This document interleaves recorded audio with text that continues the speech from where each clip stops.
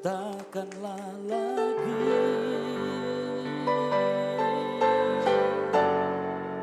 seperti dahulu. Mari kita bangkit beri bersama-sama. Perbuatanmu yang ajaib sehingga dunia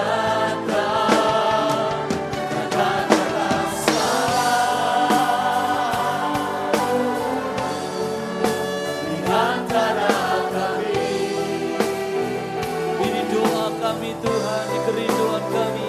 Ini doaku, Yesus, katakanlah sekarang. Mari angkat tangan kita dan katakanlah lagi seperti dahulu. Ya Tuhan, ya Tuhan.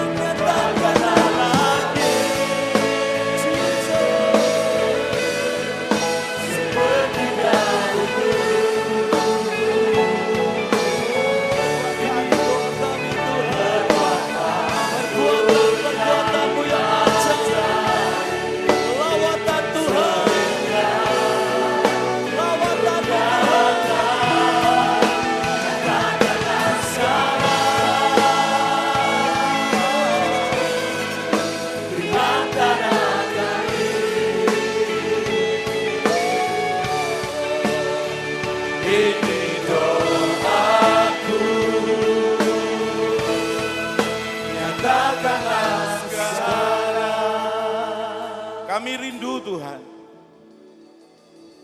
yang dulu yang luar biasa, yang mengalir dari hatimu, dan kami terima dengan penuh, yang membuat mata kami terbuka, membuat mata kami melihat Engkau, dan sungguh kami mengenal Engkau semakin dalam, semakin dalam. Gelora cinta yang luar biasa. Engkaulah prioritas kami Tuhan. Yang lain adalah di belakang semuanya itu. Biar semua itu kembali Tuhan. Kembali. Di akhir dari akhir zaman ini. Kami berbalik kepadamu. Sebagai hamba-Mu. Yang murni, yang tulus. Yang mencari Tuhan dan tidak ada kepentingan lain. Selain kepentingan Tuhan. Berkati kami Tuhan. Berikan kami hikmat pengertian. Berikan sesuatu yang dari hati-Mu sendiri. Di dalam nama Tuhan Yesus. Yang percaya katakan. Amin, amin. Silakan duduk saudara.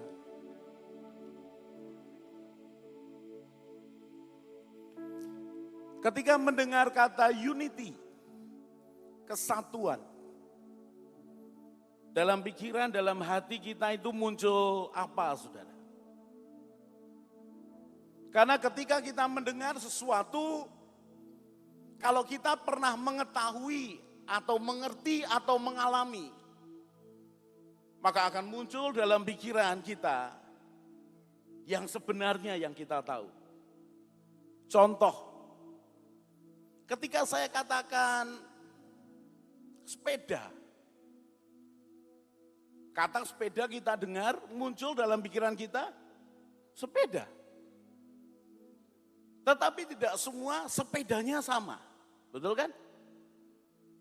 Ketika saya katakan sepeda motor, muncul sepeda motor. Gambaran, pikiran, dan hati itu sama. Betul? Kalau saya katakan mobil, maka dalam pikiran dan hati kita akan tergambar mobil. Mobil yang seperti apa? Mobil yang seperti yang saya alami. Kalau saya sebut merek nanti dikira promo. Saya pakai ABC saja. Dalam hidup saya kenal mobil A. Berikutnya kenal lagi mobil B. Berikutnya lagi terakhir mobil C dan D. Maka ketika muncul kata mobil, maka keempat jenis ini yang muncul dalam pikiran dan hati saya. Nah, kalau saya tanya kepada saudara, unity, kesatuan, apa yang muncul dalam pikiran? Apa yang muncul dalam hatimu? Karena sesungguhnya iman kemudian tergambar dalam pola pikir, saudara. Iman tergambar dalam pola pikir. Dari pola pikir itu lahir satu perbuatan. Nah, kalau saya tanyakan kesatuan, gambaran saudara apa? Saya beri beberapa gambaran. Kemudian kita baca ayat. Saya beri 1-2 pengertian, kemudian kita berdoa. Kesatuan. Siapa di sini pernah main catur? Tolong angkat tangannya. Siapa paling tidak pernah tahu cara bermain catur? Sebagian besar saudara tahu. Saudara kalau main catur yang penting apa? Menang. Betul tak? Betul tak? Setiap bagian ada pergerakannya tertentu. Pion itu bergeraknya 1 langkah, 2 langkah atau 5 langkah. 1. Boleh ke kiri, boleh ke kanan. Boleh mundur. Boleh loncat. Oke. Kuda. Mau kemanapun dia, L. Kemudian apa lagi? Menteri. Menteri apa? Ah, itu masalahnya. Kalau menteri miring, maaf jalannya miring. Ya, makanya menteri, saya nggak tahu, istilahnya perlu diganti mungkin. Kalau catur, yang penting menang. Bahkan saudara korbankan pion saudara korbankan siapa lagi? Kuda saudara, menteri saudara, yang penting menang. Apakah itu gambaran kesatuan? Simpan dulu. Wah, kalau saya sih ya seperti itu, Pak. Mari kita belajar. Berikutnya lagi, siapa pernah bermain halma? Wah, Pak, itu mainan zaman kapan? Oh, saya tahu saudara, itu mau mainan 3.000 tahun yang lalu. Saya sih sudah pakai begini-begini, Pak. Ya, siapa pernah main halma? Apa bedanya halma dengan catur? Kita dinyatakan menang kalau semuanya masuk. Betul kan? Dan kita membiarkan diri kita itu dilompati orang lain. Asal masuk semua. Cuma tidak semua orang mau dilompati. Ya, saudara milih yang mana? Oh Pak, saya milih yang Halma. Tapi saat tertentu saya mau main catur, tendang sana, tendang sini. Ya, saya beri pengertian lagi, gambaran lagi. Saudara ngerti, kalau ini pasti semua tahu, permainan sepak bola. Ya, permainan sepak bola yang main berapa orang? 11. Saya pernah Pak 15, itu terserah kamu. Ya, saya pernah Pak 30, itu lebih seru lagi. Kalau perlu bolanya kasih 5. Gawangnya terserah kasih banyak juga enggak apa-apa. Sepak bola. Setiap bagian di posisinya masing-masing, setiap bagian punya tanggung jawab masing-masing, tapi setiap bagian mesti bekerja sama. Satu, apa itu? Yang penting bolanya masuk ke gawang lawan, bukan ke gawang sendiri. Paham ya saudara? Maka ketika satu orang itu mengolah bolanya, di pikiran dia apa saudara? Yang penting bola ini masuk ke gawang lawan. Tetapi ketika dia mengatakan harus aku, maka itu menjadi masalah. Betul kan saudara? Nah saya berikan gambaran ini untuk menyadarkan saya dan saudara. Suatu ketika kita ini bertemu dengan seseorang yang tidak kita kenal. Di pesawat, ngobrol. Perjalanan cukup panjang, 2,5 jam.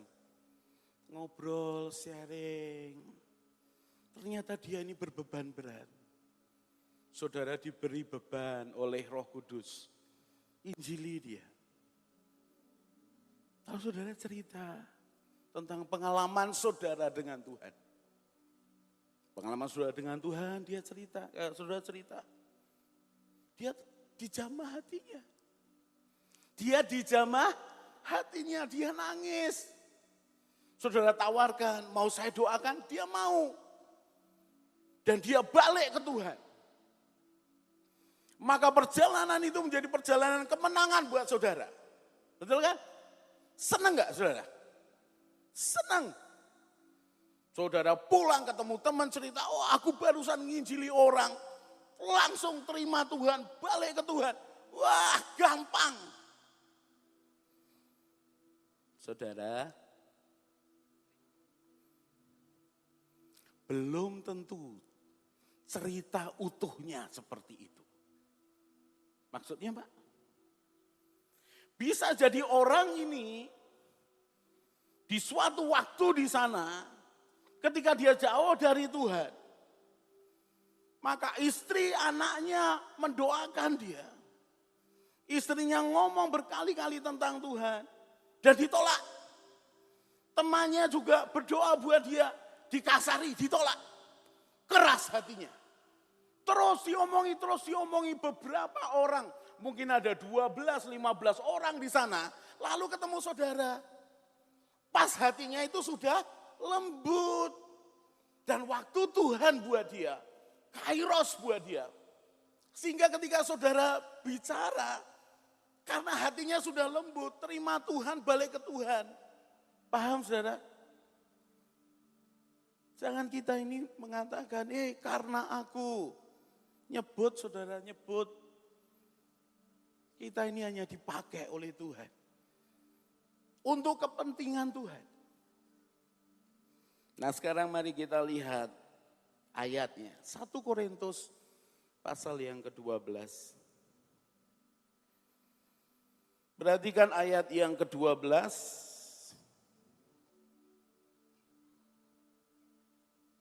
Dan 13. 1 Korintus 12 ayat 12 dan 13. Kita baca sama-sama ya saudara ya. Siapa sudah ketemu, angkat tangannya. Yang lain belum ketemu, bilang di mana? Siapa sudah ketemu, angkat tangannya. Sudah, mengapa saya suka untuk mengajak orang baca bersama-sama? Saudara hamba Tuhan, ajak jemaat itu kalau baca Alkitab pas khotbah barengan. Mengapa? Karena suara itu membangunkan, saudara.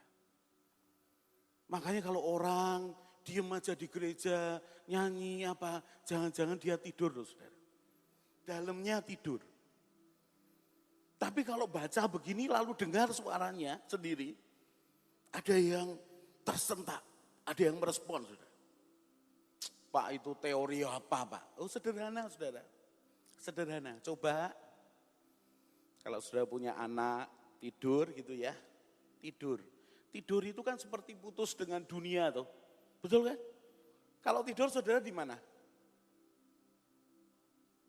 Di tempat tidur. Terus? Nah, posisi saudara tuh di mana? Di tempat tidur. Itu tubuhmu. Lah kamu tuh di mana? Entah. Putus. Betul kan saudara? Ketika kita dengan anak kita dia sedang tidur, yang entah di mana dia, kita panggil. Contoh namanya Agus lah. Agus, bangun. Dia bisa bangun tuh saudara. Betul gak? Ada respon suara yang dirasakan oleh sel-sel tubuh kita. Mungkin kalau namanya pakai nama lain juga enggak bangun. Saudara. Ngerti ya saudara? Sel kita ini merespon. Tubuh kita ini sebagian besar terdiri dari air. Dan saudara tahu, air itu merespon setiap suara yang dia dengar. Ketika suara yang buruk, bentuk airnya itu buruk. Tapi kalau kita ngomong yang baik, airnya baik. Bayangkan kalau 80 lebih atau 90% tubuh kita terdiri dari air. Maka setiap suara yang baik akan direspon dengan baik, saudara. Paham? Jadi baca Alkitab dengan suara akan juga sangat baik. Kita baca sama-sama ya saudara. 2, 3. Karena sama seperti tubuh itu satu dan anggota-anggotanya banyak. Dan segala anggota itu sekalipun banyak merupakan satu tubuh. Demikian pula Kristus, sebab dalam satu roh kita semua, baik orang Yahudi maupun orang Yunani, baik budak maupun orang merdeka, telah dibaptis menjadi satu tubuh. Dan kita semua diberi minum dari satu roh. Kita semua satu tubuh, saya dan saudara satu tubuh. Efesus 5 mengatakan, Yesus itu kepala, gereja itu, jemaat itu tubuhnya. Perhatikan sekali lagi, saya balik ke depan. Ketika iman memunculkan pengertian, maka itu yang menentukan sikap kita. Iman memunculkan pengertian, memunculkan cara pandang, maka kita bertindak berdasarkan itu. Tuhan mengatakan berkali-kali, gereja tubuh Tuhan yang adalah kepala. Betul? Tetapi sebagian besar kita tidak mengerti. Ini bagian keterangannya, saudara. Siapa hamba Tuhan di sini, angkat tangannya? Oke. Jangan kayak tadi, saudara. Tadi pagi ada cerita menarik sekali. Apa itu? Mungkin sebagian besar saudara belum datang. Saya karena diberi tugas untuk ngordinir pembagian mimbar tahu saudara. Saya ambil mic, saya umumkan, saya di sini. Siapa yang gembala sidang? Sedikit saudara. Yang katakan sedikit. Artinya mereka tidak tahu diri mereka itu siapa. Bukan bahaya tahu saudara. Kemudian saya ngomong, angkat tangan lah, yang gembala sidang yang membutuhkan mimbar siapa? Angkat tangan. Sudah, enggak semua. Sudah toh? Terus saya ngomong gini, saya lihat dengan mata saya, oke, bla bla bla, enggak sampai 50, oke. Berarti lebih yang kami sediakan. Dengan PD saya ngomong. Yang gembala sidang dan membutuhkan mimbar, mari ketemu dengan saya di sana. Saudara tahu, jumlahnya bukan membengkak, meledak. Saya loh kok begitu? Tapi katanya hamba Tuhan itu juga manusia. Pokoknya hamba Tuhan itu pinter alasan. Ya, sekarang saudara perhatikan. Perhatikan nih ya. Kalau saya tanya siapa hamba Tuhan di sini? Sekarang saya tanya lagi yang kedua. Siapa yang yakin dalam hidupnya dipanggil Tuhan jadi hambanya? Ini tidak harus pendeta. Baik. Kalau saya ini hamba Tuhan, saya harus punya cara pandang seperti Tuhan melihat. Cara pandang seperti Tuhan melihat ada di firman. Tentang gereja, tentang pelayanan, tentang struktur, tentang manajemen, tentang kepemimpinan, tentang keluarga, tentang hubungan, dan semuanya ada di Alkitab. Lalu, perhatikan. Gambaran itu mestinya kita pakai firman itu. Kenapa saya tanya tentang hamba Tuhan pendeta? Perhatikan ini bagian akhirnya. Kalau saya katakan unity, kira-kira di pikiran saudara muncul apa? Harusnya tubuh. Betul? 1 Korintus 12, tubuh. Kepala, badan, tangan, kaki. Betul kan? Itulah tubuh yang harusnya dipakai menjadi dasar dari sikap kita.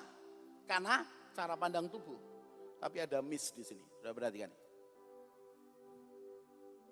Harusnya yang paling di atas kepentingan Tuhan atau kepentingan gereja atau kepentingan pribadi. Pasti jawab semua kepentingan Tuhan. Kalau kepentingan Tuhan atas jiwa-jiwa, yang penting apa? Bagaimana caranya orang itu selamat. Betul kan saudara? Itu kepentingan Tuhan. Di pikirannya yang penting orang itu selamat. Apakah aku layani atau dilayani yang lain? Yang penting orang ini selamat. Apakah aku hanya menyirami atau memberikan pemeliharaan atau yang lain? Yang penting orang ini selamat.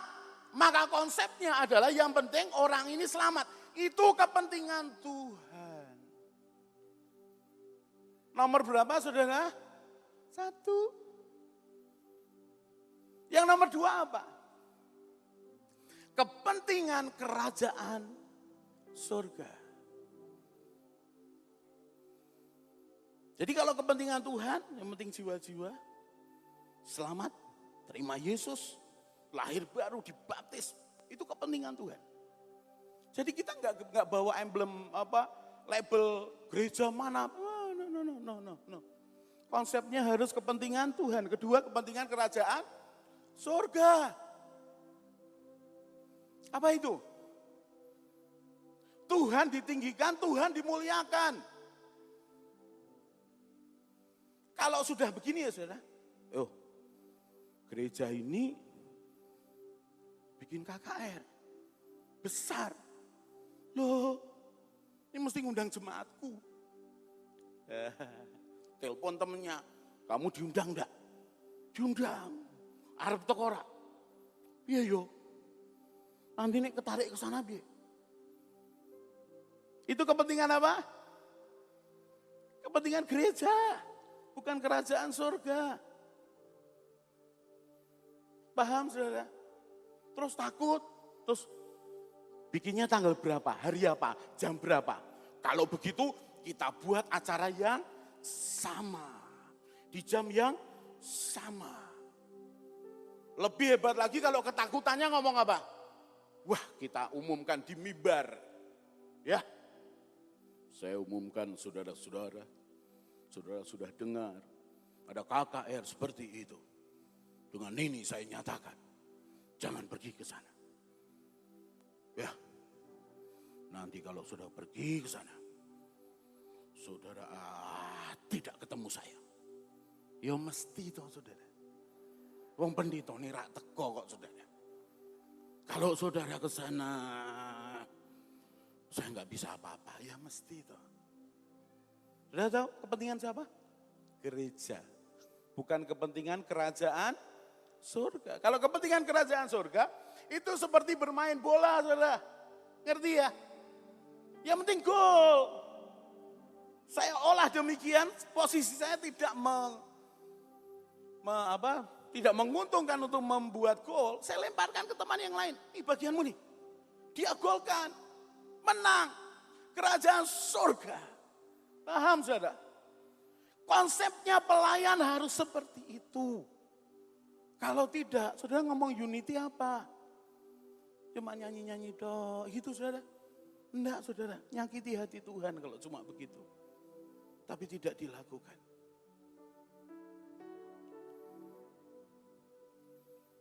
Sudah mengerti yang saya sampaikan? Kalau sudah mengerti, angkat tangannya supaya saya tahu. Good, diberkati.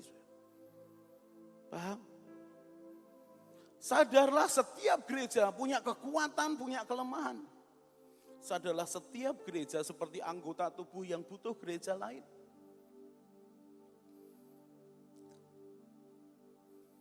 Mari bertobat.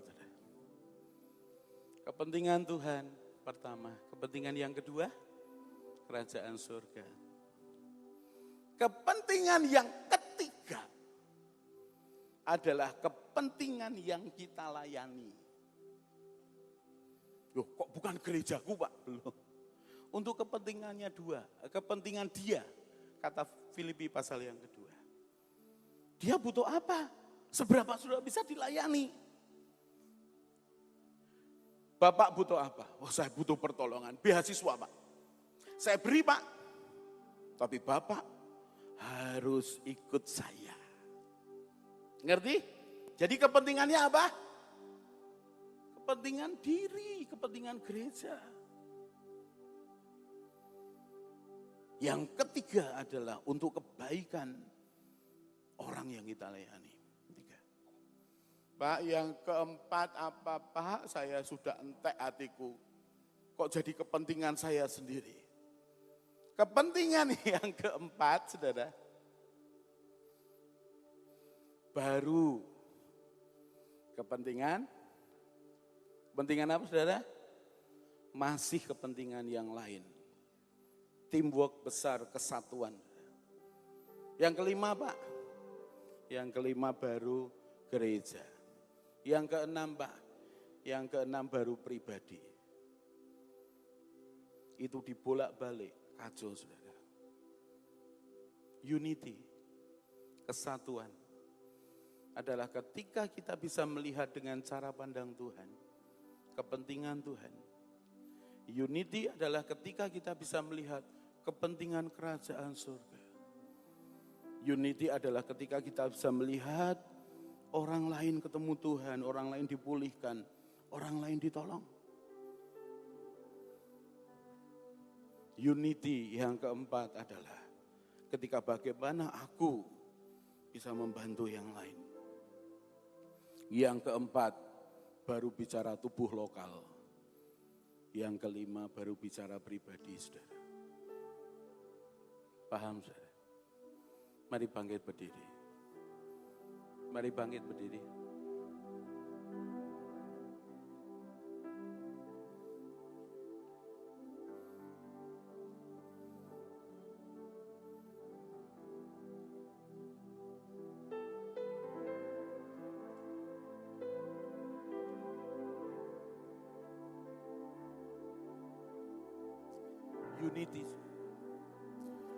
Unity, kesatuan. Itu tidak bisa hanya dijalani apa adanya. Unity mesti dengan iman, unity mesti dengan konsep, pikir dan pengertian. Baru dilakukan bagian demi bagian. Maka saya dan saudara tidak akan ketakutan Ketika orang lain lebih, saudara bisa melihatnya. Saudara bisa mengucap syukur, saudara bisa bersuka cita ketika dia bersuka cita. Bahkan saudara bisa muncul ucapan syukur, katakan berkati ya Tuhan, berkati. Bukan sebaliknya. Ketika unity jadi satu dalam hidup kita. Ketika orang lain minta pertolongan dan kita bisa membantunya, konsep kerjasama itu muncul. Oke, aku bantu.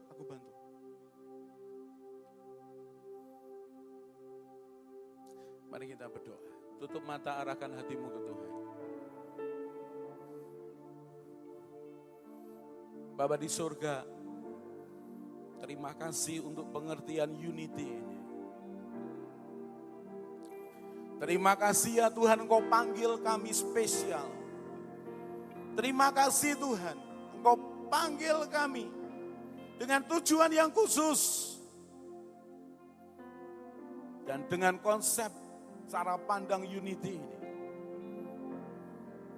kami akan bisa melihat orang lain sebagai rekan kerja, bukan sebagai musuh.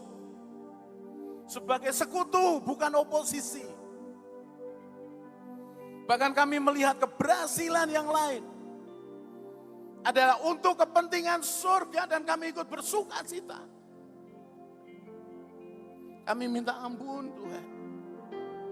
Sudah ambil saat teduh sebentar. Hadapkan hidupmu ke Tuhan. Hadapkan hatimu ke Tuhan.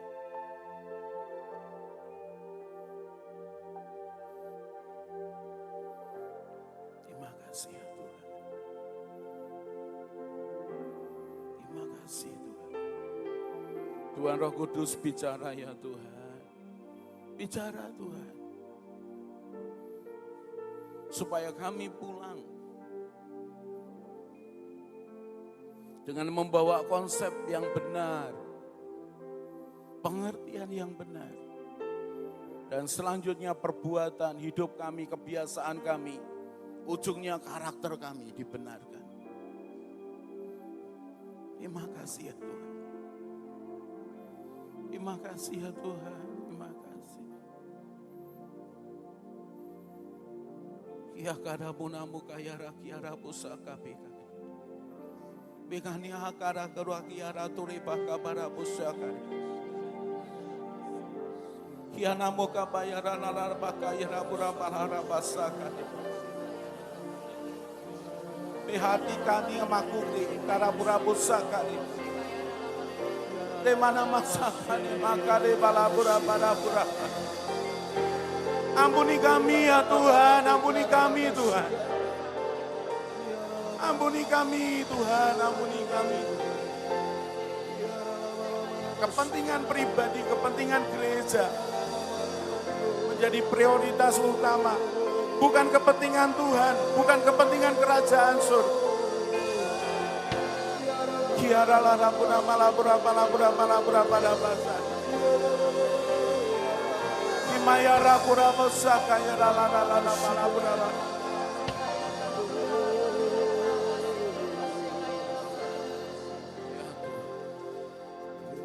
Semua tutup mata. Saya ingin berdoa dulu buat beberapa saudara yang tahu persis firman yang barusan saudara dengar. Tuhan berbicara. Kalau engkau orangnya, angkat tanganmu. Saya akan ajak saudara berdoa bersama-sama. Pak itu aku, Pak itu aku. Kalau engkau orangnya, angkat tangan. Supaya diubahkan konsep pikir dan konsep hati yang salah. Diubahkan saja. Dan bisa berjalan seiring seperti yang Tuhan mau. Kalau engkau orangnya, Pak firman itu bicara dalam hati saya. Angkat dulu, angkat tangan saudara. Hamba berdoa dengan setiap pribadi yang mengangkat tangan. Terima kasih engkau berbicara Tuhan. Terima kasih Tuhan. Ampuni sikap kami. Ampuni cara pandang kami Tuhan. Yang ternyata bisa menghambat kesatuan. Bahkan kehendak-Mu dalam hidup orang lain. Tuhan kami mengangkat tangan. Terima kasih untuk pengertian yang baru. Terima kasih ya Tuhan. Biar Engkau meteraikan dan sempurnakan. Lanjutkan pekerjaan-Mu di tengah-tengah kami Tuhan. Unity menjadi kekuatan besar. Karena didasari dengan kesadaran. Tuhan yang mengerjakannya. Tuhan yang memampukannya. Hamba berdoa ya Tuhan dalam nama Yesus. Setiap pribadi yang mengangkat tangan. Mengalami perubahan besar. Cara pandang, sikap, perkataan. Dan unity itu dibangun. Semakin hari semakin kuat. Di dalam nama Tuhan Yesus. Mari semua angkat tangan. Terima kasih ya Tuhan. Anugerah-Mu itu besar. Dan kami tahu semakin tahun ketika habis dunia ini. Maka orang penuh dengan kepentingannya sendiri. Dan menyingkirkan kepentingan orang lain, bahkan menyingkirkan kepentingan Tuhan. Kami mengangkat tangan ya Tuhan. Kami mau kepentingan-Mu Tuhan menjadi nomor satu. Prioritas utama dalam hidup kami. Biar pulih hati kami Tuhan. Biar pulih hati kami. Sudah taruh tangan di dada. Pulihkan aku Tuhan. Pulihkan aku Tuhan. Perbarui aku Tuhan. Perbarui hatiku. Perbarui bejana hatiku. Jamah ya Tuhan. Jamah ya Tuhan. Jamah ya Tuhan. Siakayara kurapana bayara lana. Biar Roh-Mu turun menjamah setiap kami. Dipulihkan. Dipulihkan. Dicabut akar kekecewaan. Dicabut. Bahkan dilepaskan kebencian. Di dalam nama Yesus. Biar pulih hati kami Tuhan. Kembali cinta mula-mula itu balik. Kembali murni kepadamu.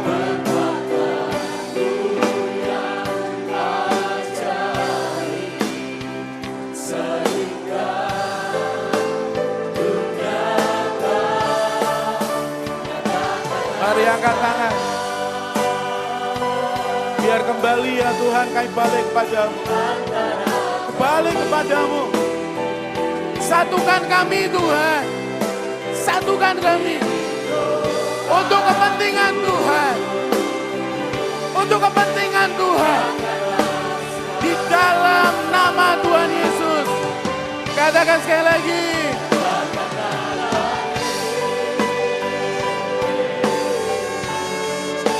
Seperti dahulu. Haleluya.